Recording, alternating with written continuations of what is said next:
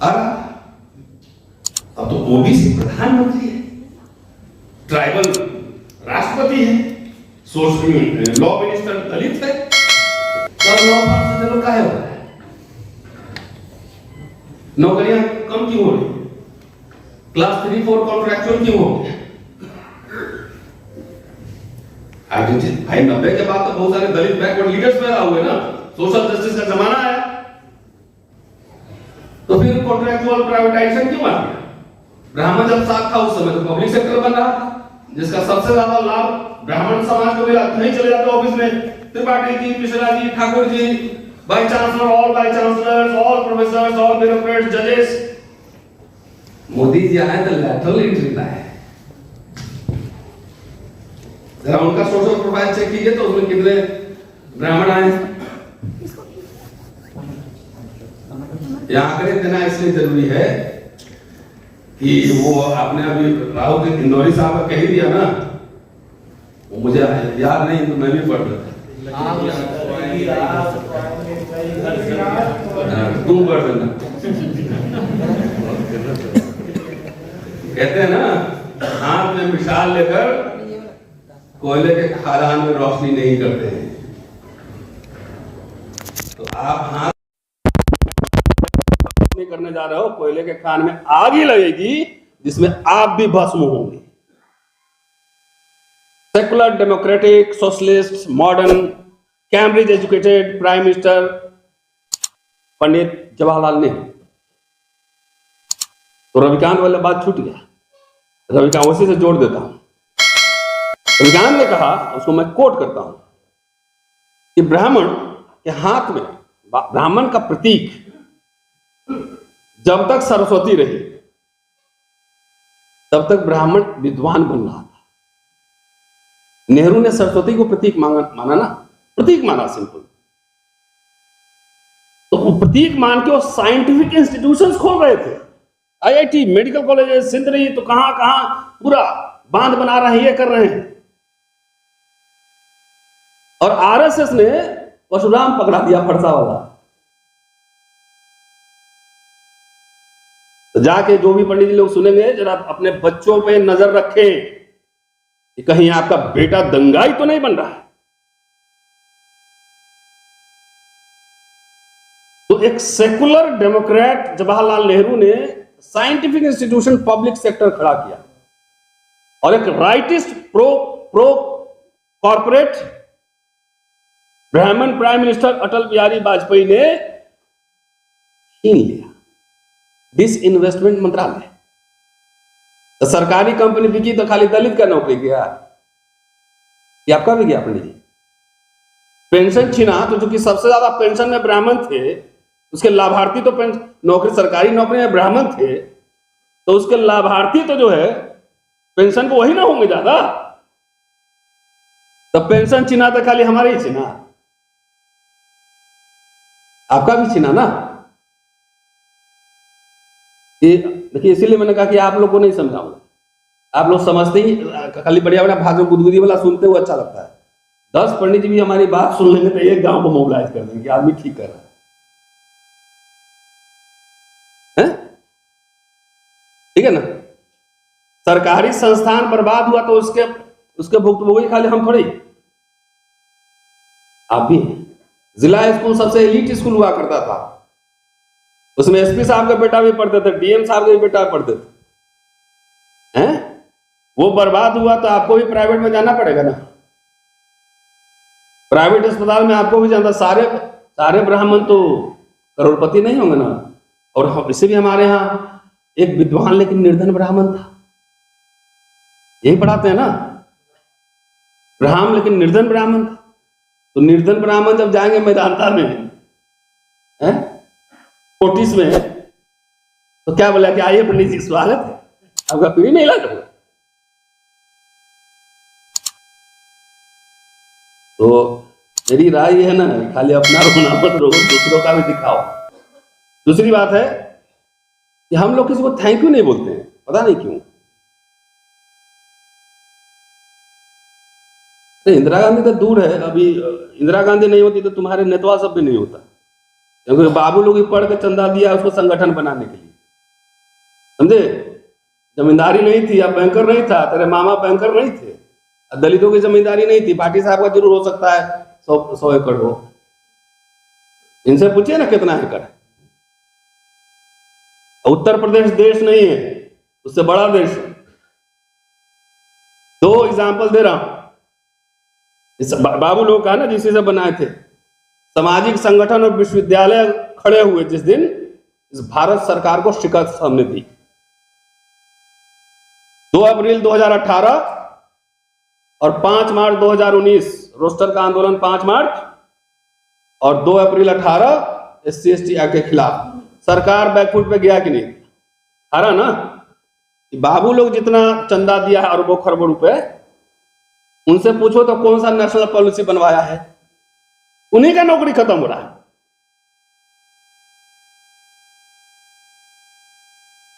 कोई दलित आंदोलन में शिक्षा और रोजगार के सवाल पर कोई आंदोलन है कहीं? नहीं। हुक्मरान बन लेंगे ना तो रातों रात इसको जो है ना कृष्ण जी की तरह जादू करेंगे, पूरा सोने का हो जाएगा पूरा द्वारका। राधा के 9 मन तेल हो ना राधा। दलित को बाबा साहब की जिंदगी लग गई कहने में, कि साबित करने में। जाके आप the grievances of scheduled caste पढ़िए 1942, उनकी जिंदगी लग गई साबित करने के we are minority in national life, कि हम अल्पसंख्यक हैं। और चूंकि सिख, मुस्लिम, ईसाई अल्पसंख्यक है, उनको मान लिया गया है 1934 के संकल्प के हिसाब से, तो हमें भी अल्पसंख्यक का दर्जा दिया जाए ताकि हमको भी नौकरियों और शिक्षा में आरक्षण मिले। तुम लोग को नशा चढ़ा हुआ था कि हम 85 हैं, 90 हैं। अर्जुन सिंह को शुक्रिया बोले हो, थैंक यू बोले हैं? Thank you mister Arjun Singh, आपने हमारे लिए शिक्षा के द्वार खोले। कभी जगजीवन राम को थैंक यू बोले? जितना पैंट शर्ट पहन के यहाँ पे जो नौकरी करने वाला होगा, जो 90 के पहले आया होगा, सब उसी वक्त का नौकरी लगा होगा। 89 में राजीव गांधी ने स्पेशल रिक्रूटमेंट ड्राइव चलाया था, तो कांग्रेस पार्टी के लोग भी नहीं बोलते। और तो मैं कांग्रेस में हूं, लेकिन मुझे बोलने का फ्रीडम है। वो भी नहीं बोलते कि हमने क्या क्या किया, खाली उनको यही बात कहना था कि 40 साल हमने जो किया मोदी जी वही बेच रहे हैं, उसी को बर्बाद कर रहे हैं। और डेटा निकाल लेते, जैसे ब्राह्मण मुख्यमंत्रियों का डेटा हमने निकाल लिया।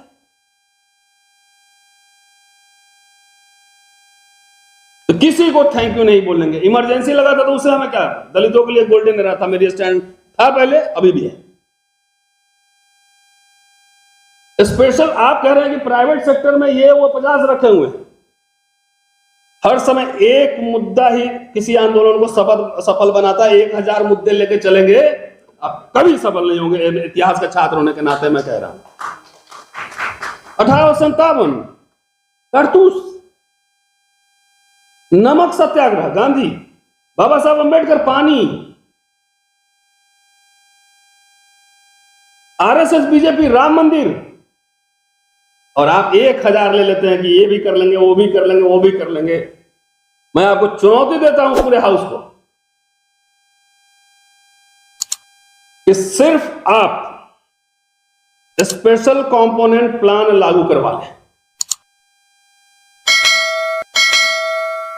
मैं आपको चुनौती देता हूं, एक मुद्दा उठाइए कि सरकारी ठेकेदारी जितनी है उसमें हमारा रिजर्वेशन लागू करिए।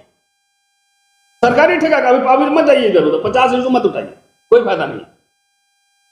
सिर्फ सरकारी संस्थान में हमारा पूरा भागीदारी होना चाहिए, उसी में आपके लाखों लाख लोग करोड़पति बन सकते हैं।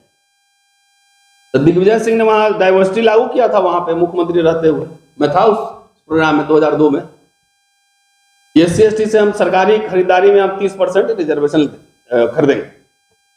हमारे दलित भाई लोग सोचे कि अरे हम लोग तो हुक्मरान बनने आए हैं, दिग्विजय सिंह बनिया बना रहा है हमको। हाँ नहीं, सब मतलब कितना 545 कितना MP है, 43 है। इस सबको लगता है कि उसमें हम सब MP रहेंगे, मतलब पार्लियामेंट हाउस फट जाएगा इतना MP जाएगा। तो सबको लगता है कितना 6000 विधायक होंगे। नौकरी तो 20 लाख 50 लाख नौकरियां हो सकती है। ये आपके एजेंडा पे क्यों नहीं है? 1942 में बाबा साहब ने जब मेमोरेंडम दिया था ग्रीवेंसेस ऑफ शेड्यूल कास्ट, बोले 1076 आईसीएस में से एक दलित है, वो भी नॉमिनेटेड है। 1171 सीपीडब्ल्यूडी के ठेकेदार में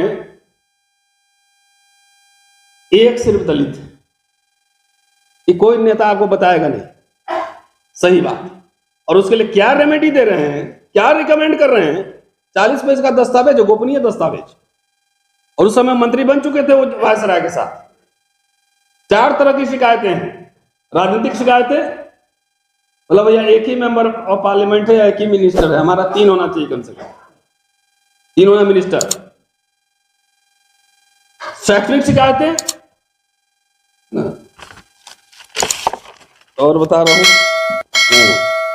अन्य शिकायतें जिसमें कि सरकारी ठेकों में बंद द्वार, सरकारी ठेका में वो वादा कर रहे थे, मांग रहे थे कि सरकारी ठेका में हमारा रिप्रेजेंटेटिव 1942 में, और अभी हमारे नेता के एजेंडा पे नहीं।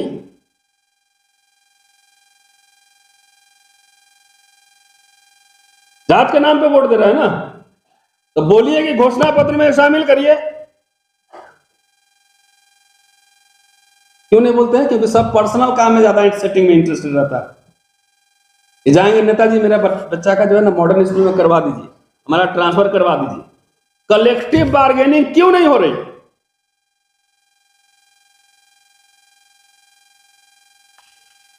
रेमेडी सब दे रहे हैं, कह रहे हैं कि दलित के पास पैसे नहीं, कुछ नहीं, तो उसको नौकरी में लाने के लिए क्या करना चाहिए?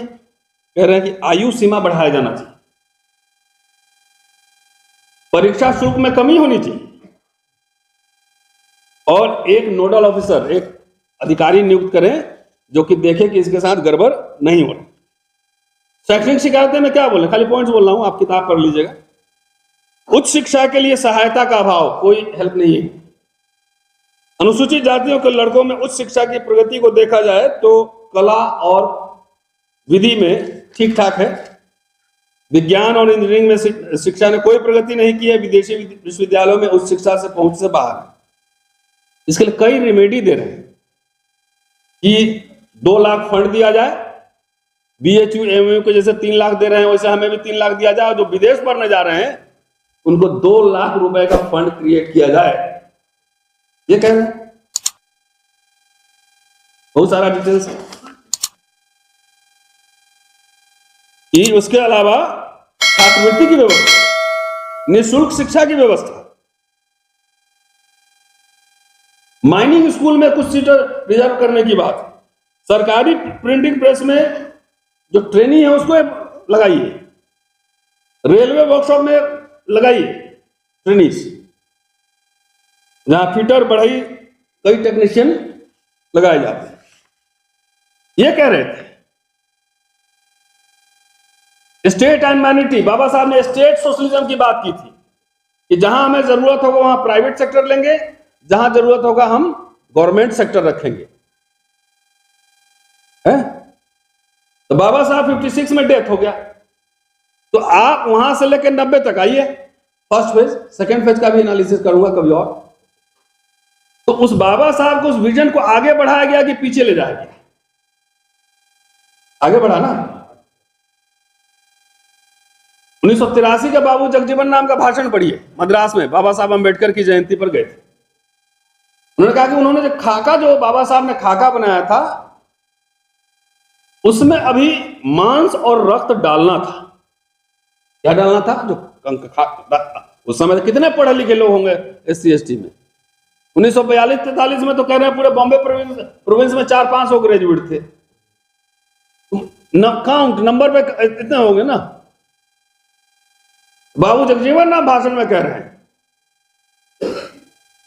कि बाबा साहब ने कंकाल जो बनाया था उससे मांस और रक्त अभी डालना बाकी था, हमने वो काम किया।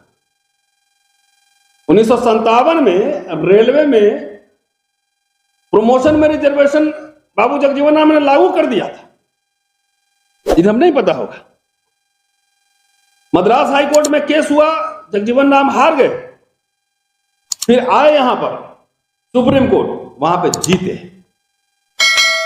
उसके बाद उसी भाषण में कह रहे कि बाकी सारे डिपार्टमेंट से मैंने कैबिनेट से पूछे बगैर भी मैंने अपॉइंटमेंट्स किए धड़ल्ले से। जो लोग पुराने लोग होंगे, 3-3 नौकरियां मिलती होंगी, वो पोस्ट ऑफिस में, एक रेलवे में, एक पुलिस में, कौन सा करूं उसमें चॉइस करना होता था। ये सब कुछ नहीं हुआ। नहीं, भारतीय रिपब्लिक में, गणराज्य में और संविधान से कुछ नहीं हुआ। आरएसएस की भाषा अगर जो दलित बोल रहा है और जो दलित ये कह रहा है कि 70 साल में कुछ नहीं हुआ, तो समझ लेना आरएसएस के पेरोल पे है। जो ये भी बोले कि बीजेपी कांग्रेस एक है, वो भी आरएसएस से फंडेड है। बाबा साहब ने कैटेगरिकली 1952 के मैनिफेस्टो में ये कहा था कि आरएसएस और हिंदू महासभा जैसे प्रतिक्रियावादी संगठनों के साथ हमारा कोई समझौता नहीं हो। तो फिर हमारे दलित नेता सब आरएसएस बीजेपी से समझौता क्यों करते हैं बाबा साहब का नाम लेकर? ये एहसान फरामोश समाज बैठा हुआ है। जिन जिन लोगों ने आपके लिए कुछ किया, उसको कभी थैंक यू भी नहीं बोला। चाहे बीपी सिंह हो, अर्जुन सिंह हो, इंदिरा गांधी हो, जगजीवन राम हो, दलित नेता सब फैला दिया कि इंदिरा गांधी भी मनुवादी है, नेहरू भी मनुवादी है ना, और जगजीवन राम भी चमचे हो गए, सारे सब का चमचे हो गए, सब कुछ हो गए। ये चमचों के पैसे से यहां लाइट लगा हुआ है।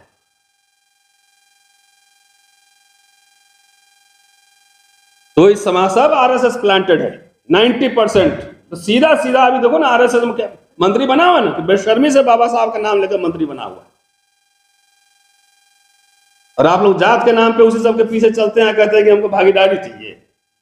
तो इससे बढ़िया हमको ब्राह्मण मुख्यमंत्री दे दो यार, कम से कम स्कूल कॉलेज यूनिवर्सिटी तो खुलेगा। ऐसा दलित को लेके क्या करेंगे? रामनाथ कोविंद तो थे ही प्रेसिडेंट, उससे बढ़िया एक सेकुलर ब्राह्मण ले लेंगे, ज्यादा बढ़िया है। तो सामने दोनों पैरेलल मैंने रख दिया आपके सामने। दलित तो है ना, दलित पिछड़े नेता की कमी है। जहां मारो, जहां खेला मारो, तो 4-5 दलित पिछड़ा नेता को लग जाएगा कट। उससे बढ़िया ब्राह्मण रहे तो ठीक है ना, विश्वविद्यालय खोले,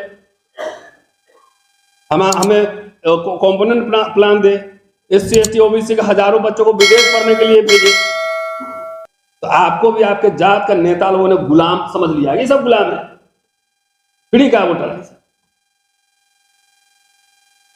तो जो सवाल समाज नहीं उठाएगा तो कहां से मिलेगा? ऐसा कुछ नहीं मिलेगा। सवाल हम लोग 2 बार उठाए तो एग्जाम्पल दे दिए, किसानों ने सवाल उठाए, सरकार हिला दिया। ये कर रहा हूं साहब, ज्यादा हो गया आज के लिए। बच्चों को कार नहीं बनाना है और बिजनेसमैन भी बनाना है, इंटेलेक्चुअल भी तैयार करना है। सब लोग जाके, अब एक जनरेशन आप लोग नौकरी करके देख लिए ना, रिजर्वेशन से नौकरी कर सकते हैं, लेकिन रीढ़ चौड़ा होकर नौकरी करेंगे तो मेरा हालत होगा। फिर कोई दलित में इतना हिम्मत नहीं होता ना कि सीना चौड़ा खड़ा करके आप नौकरी कर ले पूरे करियर में। मैं जानता हूं बहुत सारा IAS IPS DGP जी सब जानता हूं, किसी मंत्री की हिम्मत नहीं। तो हमारे पास इंडियन एक्सप्रेस में लिखने वाले लोग भी नहीं है, कम है। तो यूट्यूब वाला सब ये लोग है, इसको भी बिना सपोर्ट सिस्टम के लोग काम करता है। और आपको सब भागीदारी चाहिए, सब कुछ फ्री ऑफ कॉस्ट। जितना ये सब है ना, हुक्मरान बनने वाला, मिशन मूवमेंट चलाने वाला, अपना तो नौकरी बचा ही नहीं पाया है?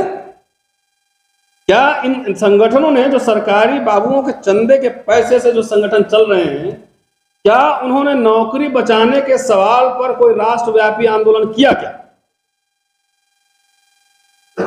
कोई सड़क संसद मार्च किया? क्या कोई भारत बंद कॉल दिया? क्या खाली 3-4 दिन का राष्ट्रीय अधिवेशन होता है और ब्राह्मण को विदेश भेज देना है? सब ये करना है। तो बाबा साहब तो नहीं बोले थे कि ब्राह्मण को विदेश भेजेंगे, तो इसका मतलब आप एंटी बाबा साहब काम कर रहे हो ना। थोड़ा सा बुद्धि विवेक का हम लोग को इस्तेमाल करना है।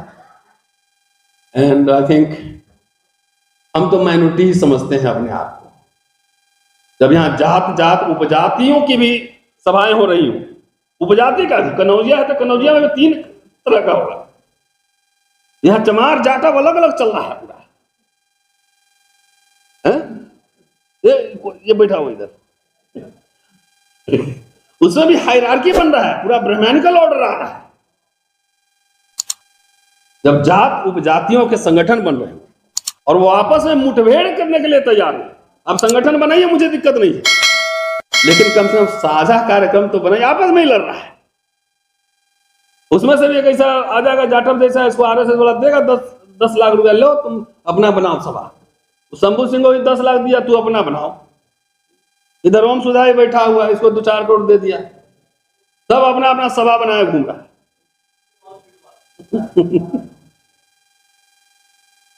ठीक है, तो मेरा ये कहना यह है कि जब भारतीय संविधान और भारतीय गणराज्य एक तरफ हो